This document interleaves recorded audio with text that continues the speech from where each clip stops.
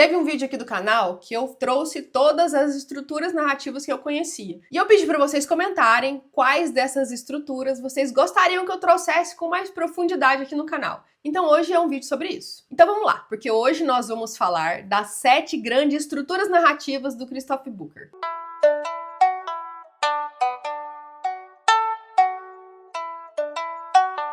Por mais diferentes que pareçam, muitas histórias que lemos ou que assistimos são muito familiares. Você já reparou nisso? Como se já tivéssemos vivido aquela trama em outro livro, em outro filme ou em outra época. Essa sensação não é coincidência. Existe uma teoria de que todas as narrativas da humanidade podem ser resumidas em apenas 7 enredos básicos. E quem ousou organizar essa ideia foi um jornalista e escritor britânico chamado Christoph Bucher. O Bucher não era um acadêmico tradicional de literatura. Ele nasceu em 1937, estudou em Cambridge, mas construiu a carreira principalmente no jornalismo, escrevendo para jornais e revistas de grande circulação. Durante mais de 30 anos, ele trabalhou de forma quase obsessiva na pesquisa que veio se tornar o seu livro mais famoso, que é Os 7 Enredos Básicos, Porque Nós Contamos Histórias, publicado em 2004. E esse livro, lamento dizer, não tem em português, só em inglês. Eu vou deixar o link na descrição aqui do vídeo. Enquanto o mundo acadêmico corria atrás de teorias pós-modernas, o Bucher estava mergulhado em mitos, em contos de fadas, em epopeias e romances clássicos. E estava tentando decifrar por que as histórias que nós contamos são tão parecidas entre si. Ele lia Shakespeare, Homero, Dickens, Austen, Tolkien. E também olhava para os filmes modernos, como Star Wars e Tubarão na época. O resultado dessa investigação é um calhamaço de quase 800 páginas, em que ele afirma que toda história já contada cabe dentro de só 7 moldes narrativos. Mas o Bucher não parou por aí, não. Para ele, esses 7 enredos não eram apenas convenções literárias. Eles expressavam algo muito mais profundo. Ele acreditava que os enredos básicos são um reflexo do inconsciente coletivo, um conceito emprestado lá da psicologia de Gustav Jung. Ou seja, não é que os autores copiam uns aos outros. É a própria psique humana que cria naturalmente esses padrões repetidos de narrativa. Na prática, isso significa que quando você escreve uma história, mesmo sem querer, você provavelmente está se encaixando em um desses 7 caminhos narrativos. E entender quais são esses enredos pode mudar completamente a forma como você lê, assiste e até escreve as suas histórias. Mas antes de entrar nos 7 enredos em si, nós precisamos entender em quem se inspirou para construir essa teoria. Porque ele não partiu do zero, ele bebeu em fontes que já vinham sendo estudadas há séculos. Se Christoph Bucher conseguiu resumir todas essas histórias em apenas 7 enredos, foi porque ele caminhou sobre os ombros de gigantes. E o trabalho dele não surgiu no vazio. Na verdade, ele se apoiou em pensamentos que já vinham tentando entender os padrões universais das narrativas muito antes. O primeiro deles foi Jung, o psicólogo suíço que desenvolveu a teoria do inconsciente coletivo. Jung acreditava que por trás das nossas diferenças culturais existem símbolos e imagens universais que aparecem nos sonhos, nos mitos, nas religiões e, é claro, nas histórias. São os famosos arquétipos: o herói, a sombra, o sábio, a donzela, a jornada de transformação. Bucher enxergou nos 7 enredos exatamente isso: manifestações arquetípicas que atravessaram culturas e épocas. Por exemplo, quando nós pensamos em vencer o monstro, nós podemos lembrar de Beowulf lutando contra Grendel, mas também em Star Wars com Luke Skywalker enfrentando Darth Vader. O arquétipo é o mesmo, apenas vestido com roupas diferentes, e bem diferentes, né? O segundo grande nome é Joseph Campbell, autor de O Herói de Mil Faces. O Campbell percorreu o mundo estudando mitologia e percebeu que, apesar das diferenças superficiais, todos seguiam a mesma jornada, a do herói que sai de casa, enfrenta desafios, vence provações e retorna transformado. Ele chamou isso de monomito. O Campbell influenciou profundamente os escritores, os cineastas e até os produtores de Hollywood. O George Lucas, por exemplo, assumiu que só conseguiu estruturar Star Wars depois de ler o Campbell. E o Booker reconheceu a importância dessa ideia, mas preferiu ampliar o leque. Em vez de uma só jornada, ele diz que existem 7 formas principais de contar histórias. Outro nome fundamental é Northrop Frye, crítico literário canadense que escreveu Anatomy of Criticism. Frye tentou mapear os modos narrativos e percebeu que a literatura se organiza em ciclos e gêneros arquetípicos, como comédia, tragédia, romance e ironia. E o Booker, de certa forma, leva essa classificação adiante,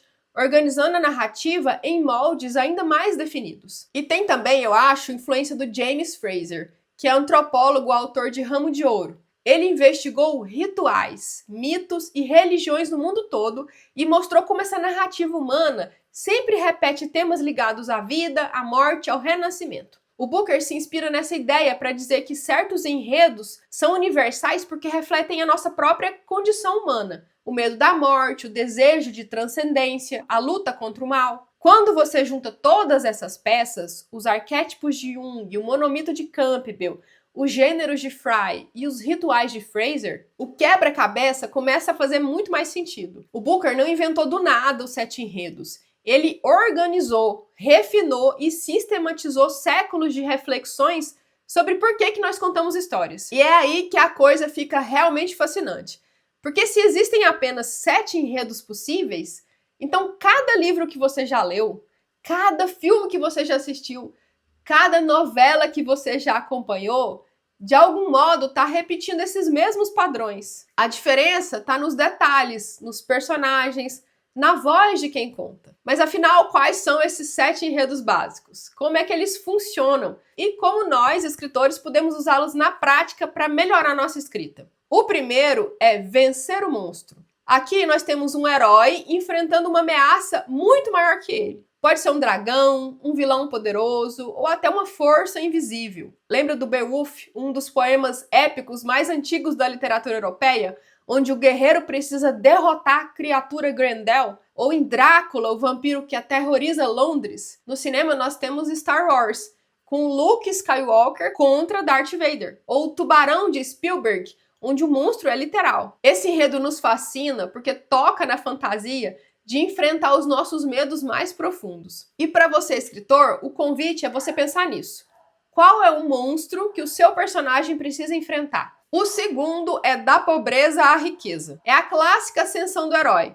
Alguém começa humilde, pobre, que ganha algo grandioso, que fica rico, ou fica poderoso, ou tem um grande amor, e depois precisa amadurecer para manter isso tudo. Cinderela talvez seja um ótimo exemplo disso. Em versões mais modernas, nós temos Harry Potter, que sai do armário e vai para o mundo mágico. Esse enredo fala ao nosso desejo de transformação e de realização pessoal. E para quem escreve, é uma ótima oportunidade de mostrar o crescimento de um personagem, de como ele lida com as mudanças e tenta se manter fiel a si mesmo apesar de tudo. O terceiro enredo é a jornada. Aqui um grupo de heróis parte em busca de um objetivo distante. Ao longo do caminho, ele enfrenta obstáculos, enfrenta provações. É o caso de Senhor dos Anéis, com o Frodo levando o anel até Mordor. Ou as histórias de Indiana Jones, onde cada artefato é o prêmio no final da jornada. Esse enredo é tão poderoso porque espelha a própria vida. Sempre estamos em busca de alguma coisa, enfrentando vários desafios para conquistar. Para você que é escritor, pode ser a chance de pensar não só no destino final, mas nas etapas para chegar até o destino final. Nos testes que moldam o personagem no longo do caminho. O quarto enredo é a viagem e o retorno. Diferente da jornada, aqui o herói vai por um mundo estranho, enfrenta dificuldades lá, mas no final ele retorna transformado. Aí a gente pensa logo em Alice no País das Maravilhas, ou em Viagens de Gulliver, ou até em Nárnia, onde as crianças atravessam um guarda-roupa, vão para um portal para um novo mundo, descobrir um mundo novo, depois eles retornam. E esse enredo nos encanta tanto porque ele não fala só de um mundo novo, ele fala também de aprendizado num ambiente diferente. Para o escritor é um convite a pensar em mundos diferentes, reais ou imaginários, né? Usar o world building, criar novos mundos, e mundos que podem ser espelhos ou não da transformação interior que o personagem vai passar. A quinta estrutura é a comédia. Mas não se trata apenas de fazer rir. Para o Booker, comédia é quando uma história começa em confusão, mal entendido, tensão social e termina em harmonia. Geralmente com casamentos, reconciliações e festas. E aí a gente pode pensar em Shakespeare, como Um Sonho de uma Noite de Verão, por exemplo. A graça está na bagunça que se resolve. Para você, escritor, é uma oportunidade para explorar o caos das relações humanas até encontrar uma ordem restaurada. O sexto enredo é a tragédia. Aqui na tragédia nós temos o oposto da comédia, que é um herói que, por sua falha interna, cai numa ruína total. Por exemplo, Macbeth de Otelo é um exemplo perfeito. Os personagens grandiosos destruídos por ambição ou ciúme. Em Portugal, nós podemos pensar em Amor de Perdição, do Camilo Castelo Branco. E a tragédia nos fascina tanto porque revela nossas fraquezas mais humanas, né? Para o escritor, é o enredo ideal para mostrar a queda, o erro fatal,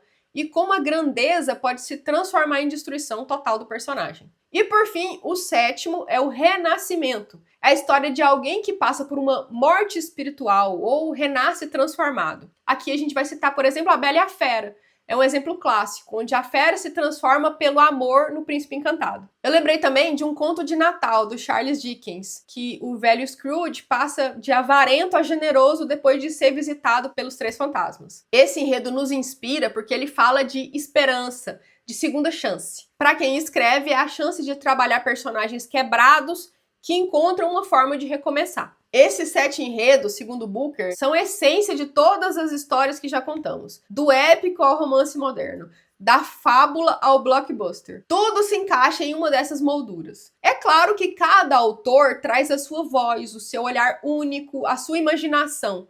Mas o esqueleto está sempre ali, repetindo-se ao longo dos séculos. Isso nos deixa uma reflexão.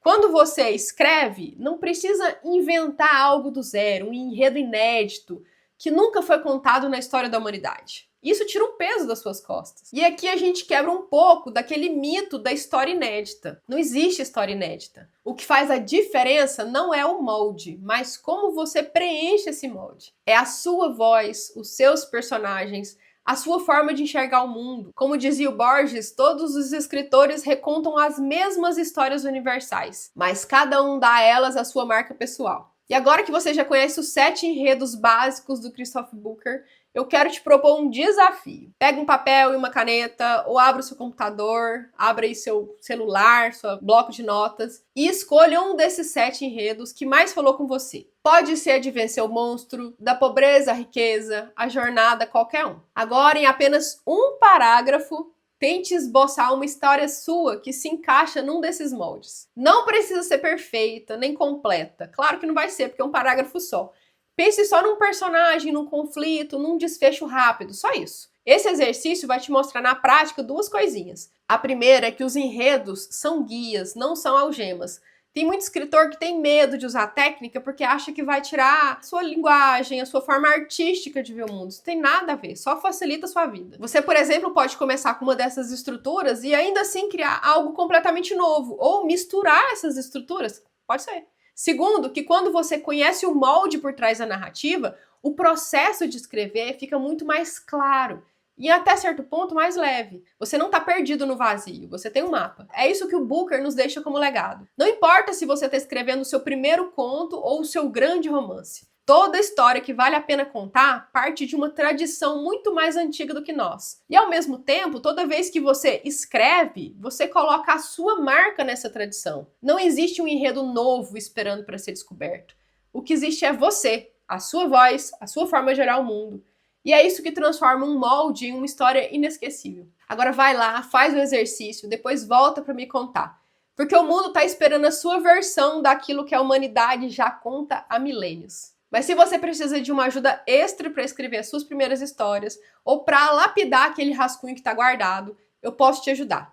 No meu curso Fábrica de Contos, eu te ensino de forma muito prática a tirar as ideias da cabeça e colocar no papel. De um jeito bem simples, que fisga o coração do leitor. Eu vou deixar os detalhes aqui na descrição desse vídeo. Agora me conta aqui nos comentários, qual dos 7 enredos você percebe mais presente nas histórias que você gosta de ler? E qual deles você gostaria de experimentar escrever? Se você gostou desse vídeo, deixe seu like, se inscreva no canal para receber os próximos vídeos sobre literatura e escrita criativa. Eu vou deixar um outro vídeo do canal aparecendo aqui na tela. Eu espero que você veja, espero que você goste. Obrigado por ficar até o final, te vejo na próxima, hein? Tchau, tchau!